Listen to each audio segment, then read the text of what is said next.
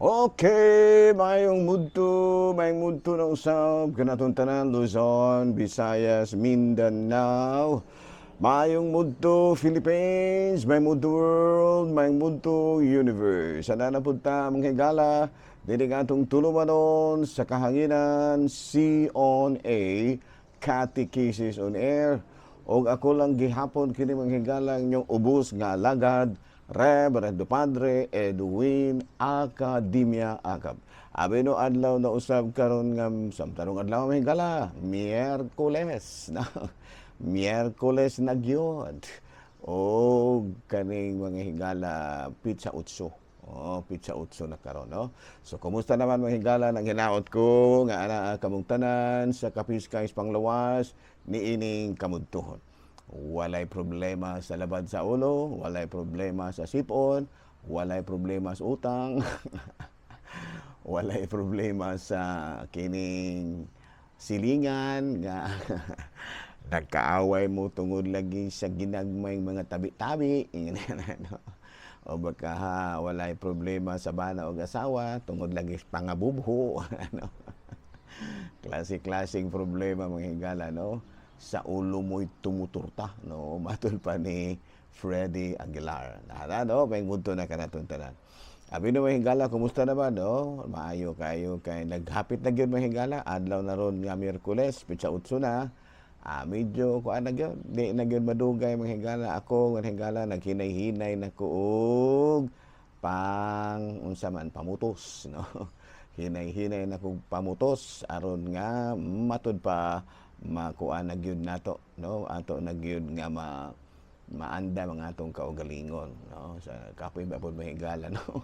Kining magsikitag kuan ba kanang mamutos-putos ta mo nang mayra gining wala tay mga butang kaayo kay dali ra kaayo mahigala ang pagpamutos kung ugaling sa ngalan ana, no? Og di sana antusa ang kinabuhi kung dili madalag, kung dili nakamakaantos pamutos. Antusa ang kinabuhi, ang kalisod. Kalisod sana, antusa ang kalisod sa kinabuhi. Kung dili na gyud ka makaantos, pamutos. Pero kining amo ang mahigala lahi ni. Makaantos big sa dili, mamutos gyud mi. Hala no, may gala, kita may gala sa CBCP News, Balitang Simbahan ni ining kamudtuhon. April 8, Wednesday, kanhi arso ang pinakauna nga obispo sa Lingayen, Dagupan nga mao si Bishop Cesar Maria Guerrero. Gipaningkamutan karon, no, ni Archbishop Socrates Villegas nga mamahimo ng usa ka biyato. No? Usa ka misa ang napahigayon dito sa Cathedral of St. John the Evangelist aron masugdan, no, ang matud pa proseso sa paghimo ni kanhi obispo Bishop Cesar Maria Guerrero sa First Bishop of Lingayen aron mamahimo na siya nga usa ka santo. Balita mga higala gikan sa Vatican, Pope Leo na mahayag matud pa niya namahayag na itong nakalabayng Semana Santa na hangyo na mahayag og hangyo ngadto kang Presidente Trump ug sa uban pang mga lideres sa tibuok kalibutan nga unta ilan ng hunungon ang gira sa Iran. Sa lagi ni mahigala, no? Mao kini ang pamahayag usab ni Pope Leo XIV atubangan sa mga magbabalita dito sa Castel Gandolfo. Mao kadto mahigala mga balitang simbahano ni ining kamudtuhon ug padayon kita sa atoa nga pangalagan. Bino arita manghigala sa atoang saint. Ari kita sa atong saint of the day. Saint of the day nato mahigala. Sigon diri sa atong listahan. Ang atong saint of the day karon sigon sa atong listahan. Nakapangandam ko mahigala ay mong kabalaka. Gahapon matang nako kapangandam, no? Naalang-alangan ko pero karon nakapangandam na April 7, no? Kinsa man ang ato karon nga santo, dili 7, 8 na taron mga higala, April 8. By the way, higala nga tuwa nga santo karong adlaw, mao kini si Saint Julie Billiart, Billiart. Natawo kini si Saint Julie Billiart ni adtong tuig 1751 ug namatay ni adtong 1816. Nya usa kini siya ka French aristocrat. Unya panahon sa French Revolution nahimo kini siya usa ka katikista. Unya nakatabang kini siya dako nga ilahang taguan ang mga pari in town nga nagtago-tago tungod kay lagi sa sa niadtong panahon sa French Revolution ang mga paring Katoliko giapil man pud hinuon og dakop sa mga rebuilding grupo kay nag-revolution man lagi to. Unya matud pa nahimo siya nga miyembro sa Sisters of Notre Dame. Unya matud pa do na higayon nga na-paralyzed siya. No, pero nagpadayon gyud siya sa iyahang buhat bisan ko na-paralyzed na siya. Together with a friend, she continued their work matud pa sa mga charitable institutions. So sa ato pabisan ko rin taon nagkuha na kini siya na paralisa na pero ni padayon gyud gihapon sila ang ilahang grupo sa Sisters of Notre Dame sa ilahang buluhaton pinanguluhan ni Santa Julieta Billiart or Saint Julie Billiart. Mao kadto mga higala mga balitang simbahano ni ining kamudtuhon ug ako lang gihapon kini ang iyong ubos nga alagad Reverendo Padre Edwin Academia Akab. Bino ari na tamang higala sa ato ang topic. Unsa may ato ang karong topic? Mga pangutana kini nga atong gitubag. Okay, now what are the questions? No, question mga higala. Okay, arita sa atong mga pangutana. Unsa may mga pamaagi Pader, how to let people realize the need of receiving the sacrament of confession. No? Unsa may mga pamaagi aron nga makaamgo ang mga tao no nga nagginahanglan og sakramento sa kumpisal. No? Kay dunay mga tao mga higala nga kinahanglan na yung mangumpisal pero wala sila makahimo niini. So there are so many reasons ngano nga ang mga tao nga kinahanglan na yung mangumpisal dili makapangumpisal. Why? Because they don't realize the need. Ang mga tao wala gyud makapangumpisal kay wala man sila masayod nga kinahanglan na gyud unta silang mangumpisal. So, number one, story ha. Nakalain-lain nga mga situations. Napananlitan. Dunay Katoliko no, member sa simbahang Katoliko o niya kanang walay simba-simba no, walay kulukumpisal, wala tanan. Kay matud pa lagi busy kay siya hang panginabuhi. And then suddenly nagdaot. Ayan no, sa to pa ang sitwasyon is ingon ni ana no. Nya nagdaot siya dito sa ospital. Kana makasulti pa man pero wala na gyud. Imbalido na kay naghigda naman lamang. Kining waong klase sa sitwasyon mga higala, kinahanglan na gyud nga kining tawhana mangumpisal na. Okay, ubay-ubay na ba yang yahang mga sala. So muna nga ang una yung buhaton, no, kay mapadulog ang title ng saon sa pipila ka mga tao nga nanginahanglan na day silang mangumpisal. Ang ulang buhaton is to explain to that certain person that the purpose of confession, one of the purpose of confession is to encounter Christ. No, to encounter Christ. Kinahanglan nga niining panahon sa imuhang karong sitwasyon nga nagmasakiton ka na, kinahanglan nga mubalik nagyud ka kang Kristo. Ana no? Mugi na imong ingnon gid ang kanana no, panalitan ikaw mo oy kanang gitawag na tug kanang tagtungod sa maong tao no, o higala sa maong tao o kanang naa ka trabaho sa ospital no, apostolado na lang po lamang na nimo nga kanang imong mapasabot ang mga pasyente nga imong nasayran ba nga ingon ni ana nga kinahanglan na gud siyang mangumpisal, no? Pero primero nimong ipasabot ana nga ang ingnon nimo nga matud pa kinahanglan na gyud kang mobalik sa Ginoo. No, saan man nimo pagbalik sa Ginoo? Oh, nginana, no? How can you be reconciled with God? And it is through confession. Imo gid siyang pasabton, no, nga ang pagpangumpisal di ay mao ang pagbalik ngadto sa Ginoo, no? Ang mawagtang unya himuon ka na, no, sa matud pa hinay-hinay pasabot, no? Hinay-hinay gyud nimong pasabot sa maong nimong katuyuan, no, nga kanang kinahanglan na gyud kang mobalik sa Ginoo. Nya ang first step nga mga atong buhaton aron makabalik gyud ka sa Ginoo mao gyud nga mangumpisal ka, no? Labi na pasyente na ospital o baka imong ginikanan, imo ba karon nga ginikana, imong ginikanan imong anak, imong paryente, imong higala. So ang sitwasyon gani kay nakabalo na ka nga kini siya wa gini simba-simba. Nya karon nagdaot na, no?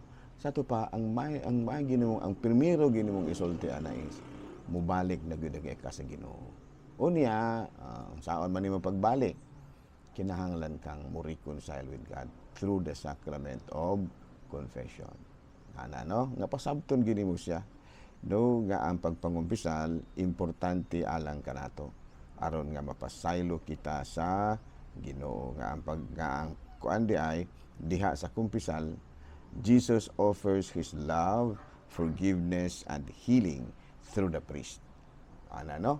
So pasabton gina siya, no? Labi na gayud kun imo nang ginikanan. Ayaw gyud sugot nga imo ra pong pasagdahan na imong ginikanan sa una, nga nakabalog gyud kang wala nila simba-simba sa may panaglawas, nakabalog gyud ka anang imong amigo nga wa gyud din tawo na kumpisal sa may panaglawas, nakabalog gyud ka anang imong amigo nga may pagkabuluyagon. Kana bang makasasala ba? So usag gyud siguro sa imuhang may niya sa iya nang naa na siya diha sa matud pa malisod nga kahimtang siyang panglawas, mao gyud nga imong tambagan bado apa ma ana mobalik na dagay ta sa Ginoo. Hilak man gyud na, no? Ana-ana man gyud na unya usa sa mga maayong paagi aron nga makabalik ka sa Ginoo mao gyud ang imong pagkumpisal. Okay, diha gud sa kumpisal imong ma-encounter ang gugma, kapasayloan ug kayuhan nga ihatag kanimo ni Kristo pinaagi sa pari. Ana, no? Ingon gina niya nga mubalik ka sa Kristo niya.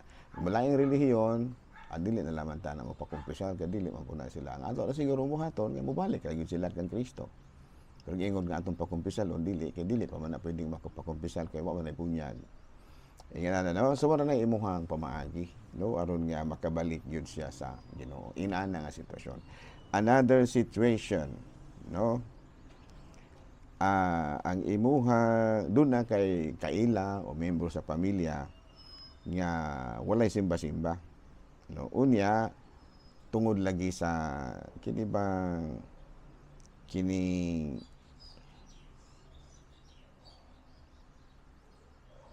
busy kay sa negosyo. Ayan, no? Tungod kay busy kay sa negosyo. Daghan kay na. Bili daghan na kay mga kaso ngayon ni ana, no, nga ang usa ka tawo di gyud mosimba, di na pagano mga kapisal, wala na mga kasal tungod kay nabisi sa kuan, nabisi sa kining negosyo. So unsa may buhaton ana patre. Ayan, no. Well, anyway, matud pa diri sa ato usab nga research, it requires patient dialogue with and not coercion, no? Patient dialogue and not coercion. Dili gyud nato nilalison. Dili gyud nato pugsod kay musamot na hinuon nga kanang kuan mukubol ba. Imbis nga mangumpisal mubalik sa Ginoo musamot na og palayo kay imo man noong gipugos. Ayaw ra gyud. Muna gitawag na to patient dialogue. Unya sa imuhang gitawag og patient dialogue, pag imo mo siyang ingnon nga mo ba paano kita do kanang balik na lagi tag simba-simba ginagmay kay mura magula na kay simba-simba. Mangita adyo kang sitwasyon nga mo nay nga imo nang ikapasulod ng mga pulunga. Unya makiglalis man na primero sos Ginoo ko simba-simba na namit ang mga simba-simba din ha mga dautan malagi na gihapon ano. Paminawa ra gyud siya. No? Do not be argumentative. Do not be argumentative. Ayaw pakiglalis. Ayaw sa gina, wala kay hinungdan ka. Nga naman. Nga naman. Kaya mo paingon mo lagi na nga sa puto na pud lamang ka. Sabot na jud ig-on jud kami. Ikaw bita o. Sige malagi kang simba-simba. Pobre naman niya gihapon. Sige raman noon lagi kang pangutang nako. Murag pero do not be argumentative. Matod pa sa akong research diri may gala no nga ayaw gyud pakiglalis. Kabalo kag unsa imong buhaton, imo ra gyud siyang paminawon. Amo ba ano ayaw po siya supakara and be consistent. Be consistent. Kinahanglan nga ikaw pod mismo makita pod imong kinabuhi si Kristo. Consistent ka ba di kay kanang magsigag hisgot-hisgot ni Kristo nya usahay ikaw pod og sa magsigir kong panlibak. No, kana bitang mo ingon mo siya nga sige ingon na ako nga muna mabalik kong Kristo magbago na ko sa kinabuhi niya siya dai pod mismo dai sige rag buhat og dautan kana be consistent yung ka. Sa maong paagi mamahimo ang silent testimony makapamalandong siya tungod sa imong kinabuhi. No, klaro gipakita ang kinabuhi. No, ana no? So ipakita ra gyud nga muni nga maayo gyud ning musimba ta mangumpisal ta. Labi na gyud ang pagpangumpisal, no? Kay ang mubalik kanitas Ginoo sa akong ginaingon kina ang first gyud nga imong buhaton ana is to confess. Confess gyud kay aron ba nga ang uban nga malamdagan imong hunahuna ba? Aron nga matud pa ang iyang hunahuna aron nga makabalik gyud sa Ginoo gyud. So no, situation number 2 nato matud pa patient dialogue not coercion. Nga sa ato pa kana bitang mapasinsyahon. Ayan no. Mapasinsyahon nga pakihinabi og dili pinugsanay. Ana no? So it could be nga imong bana. Labi na kag naa kay bana nga wa gyud simba-simba. Buluyagon para bagyod. No? Dili lahi day nga sitwasyon no. Naa kay kaila nga matud pa way simba-simba tungod kay na busy sa negosyo o baka sa trabaho. So pasabton gina siya nimo nga kanabitang unsa ganito kanang ang purpose gyud sa ami imong pagsimba mao nga mobalik na ka sa Ginoo. Unya ang pinaka tungod kay ang Ginoo nag-offer for love, forgiveness and healing through the priest. No, so wala no nga pag imong pagkonbinsi niya musangpot gyud nga imo siyang pakumpisalon. Okay no nya ang pari sultihi po sa sitwasyon. Ing napudaan ang pari nga pader kinira ba gyud siya pader wala gyud simba-simba ni nya pilosopo ka ini. May gani in town kay misugot ning akong pakumpisalon so ikaw na rin mahibaluan na pader. Karon ang pari pod makapangandam. Okay? Salamat kayo.